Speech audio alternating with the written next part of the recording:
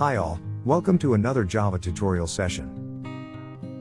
In this video, we will see typecasting in Java. Typecasting. It is the process of converting one data type into another. Also, it means the value from one data type to another data type. Typecasting has two types: widening casting and narrow casting. Widening typecasting is also known as implicit conversion. Narrow typecasting is also known as explicit conversion. Please watch the video data types in Java given on the I button. Let's see widening casting or implicit conversion.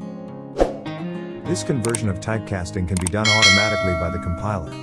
Also, there is no chance for data loss in widening casting. We need to consider 2 points in this typecasting. 1. Data type source and the target need to be compatible with each other. For example, conversion between a string data type to a numeric data type is not possible automatically, because string is not compatible with numeric. 2. Target data type must be larger than the source data type. For example, source data type is int and its memory is 4 bytes. A target data type is long and its memory is 8 bytes. In this example, conversion between an int data type to a long data type is possible. Here, int has 4 bytes, long has 8 bytes, so the typecasting is automatic, and there will be no data loss.